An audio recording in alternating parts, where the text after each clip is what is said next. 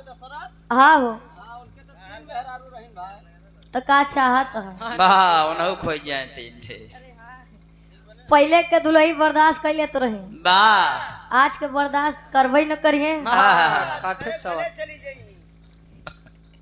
अब बर्दाश्त करे के साथे साथे अपने आप को पहचाने लाइन रहे भैया कैसे रहे नीला ड्रम भर देंगे नहीं नीला ड्रम में न भरवा कोनो पुराने समय के दुल्हे अपने ससुरे गए। पहले के जमाने में ऐसा होता रहा कि दुल्हा दुल्हन शादी विवाह कैले तब तक एक दूसरे के दीदार न करे रहा, एक दूसरे के देखे न रहा।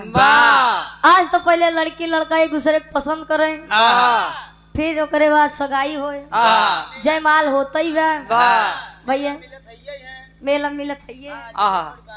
अरे वाह दुल्हैया का विवाह करके अपने घरे जब दुल्हावा का घरे में दुल्हैया लागे डेर के मारे चिल्लाए और दुल्हावो डेराई के खटिया के नीचे जब घुसुराए खटिया के नीचे जब गए अब दुल्हावो सोचता है यार हमका देख के चिल्लात का जब चिल्लात बा तो करे सासू माई आई कहीं का बिटिया सब बढ़िया तबा ना कहीं माई हमका लागत बट खिया क्यों आई कहीं के आई बतावत बदुलैया कैसे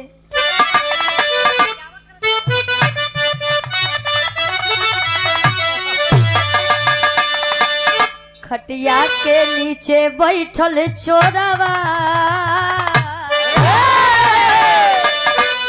खटिया के नीचे बैठल चोरवा सासु तनी करना या जोरवा खटिया के नीचे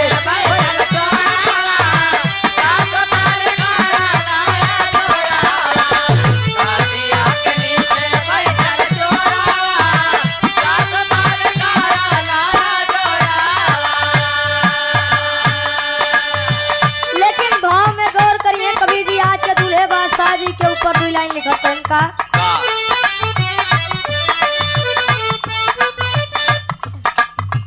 सोहे दूल्हे राजा के सेहरवा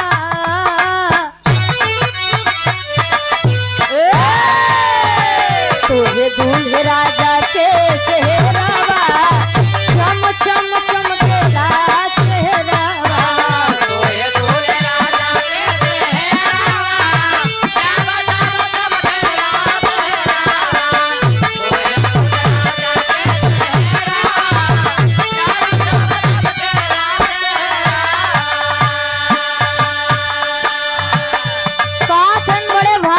माथे मोर बंधत है माथे सेहरा बंधत है। इस दिन का ना जाने लोगों को कितने दिन से इंतजार रहता है। बाबा सबके मन में अलग अलग इच्छाएं अलग अलग अरमान होते हैं। बाबा अंतरा के पहले अंताल में कवि जी लिखते हैं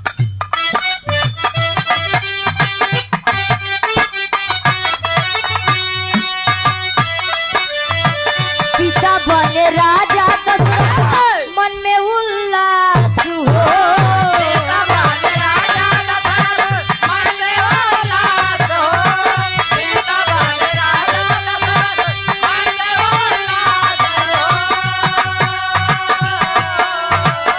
चाचा के पूरा भइल मनवा के आस हो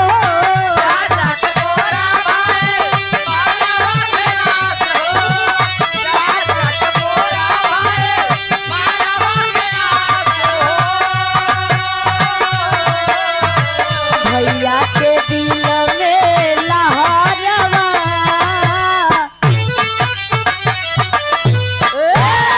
भैया के दिल में लहरवा चम चम चमकेला चेहरवा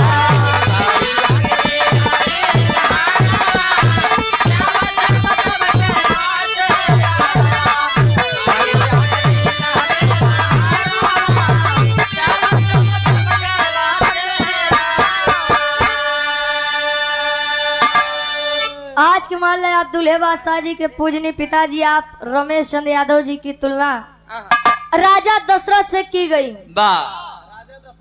हाँ हो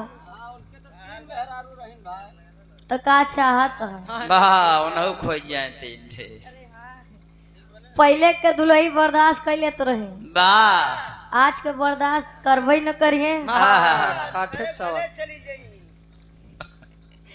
अब बर्दाश्त करे के साथे साथे वाह अपने आप को पहचाने लाए न रहे भैया। वाह कैसे रहे आए नीला ड्रम भर देंगे। वाह कैसे रहे आए नीला ड्रम भर देंगे। नहीं नीला ड्रम में न भरवा। वाह राजा दशरथ जी की तुलना आप आज के दूल्हे बादशाह जी से पिता से की गई है। वाह राजा दशरथ जी के द्वारे 4 पतो एक दिन उतरी रही। वाह वादी ने इतना स्वागत सम्मान सोचा के तनी खुशी भय रही होए। आहा जब एक दुल्हनी के लिए आए जाए के तनी खुशी होत है। भैया हाँ भगवान ईश्वर करे कि दोनों तीनों टाइम सेवा होए, सम्मान होए, एक लोटा पानी मिले भैया। अंतरा के अगले अंताल में कवि जी लिखा था,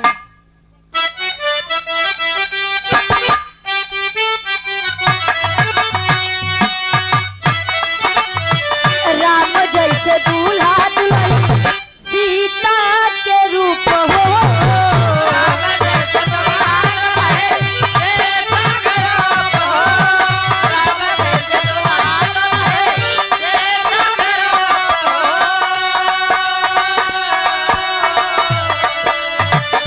दुल्ही के सीता बड़े जैसे जनक भूप हो,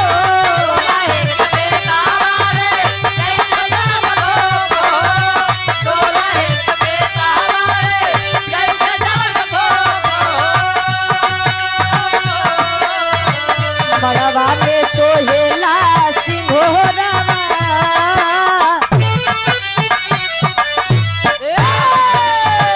मड़वा में सोहेला सिंघोरवा, चम चम चमकेला चेहरावा।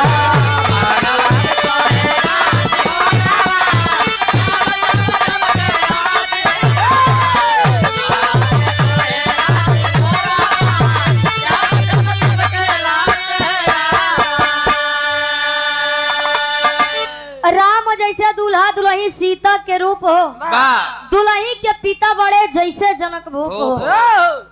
राम जी सीता जी जैसे हर दुख और सुख में साथे रहे, आहा वैसे दुल्हा दुल्ही हर एक दुख सुख में साथे रहे। वाह वनवास प्रभु श्री रामचंद्र जी के भरान, लेकिन माई सीता जी अपने पतिव्रता के चक्कर में 14 वर्ष के वनवास काटे। आज के दुल्ही अब वाली भैया पहले समझाए दी है, हमका पता नहीं जान तोरे घरे इतना ताम झाम बा, हम जाते अब अपने नैहरे। और जब यहाँ कुल क्लियर हो जाए, हर एक समस्या के समाधान हो जाए, तब बुलाया तब आऊ। वाह यहाँ से भैया माई भगवती से प्रार्थना बा, दुल्हा दुल्ही हमेशा साथे सुखी और दुख में रहे। एक सिक्के के 2 पहलू होते हैं, पति और पत्नी। समझे से सब समझा जाते, न समझाता कुछ नहीं समझा जाते। आखिरी में कवि जी लिखत है,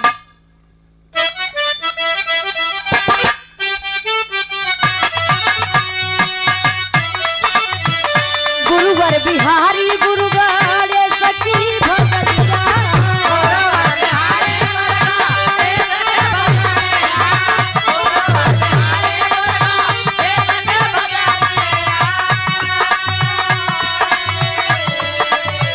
कवि रामलाल गुरु रामलाल कविया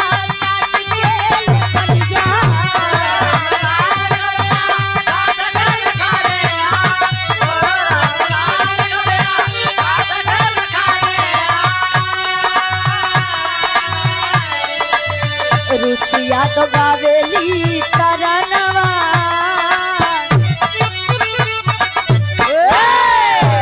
रुचिया तो गावेली तरनवा, चम चम चमकेला चेहरावा।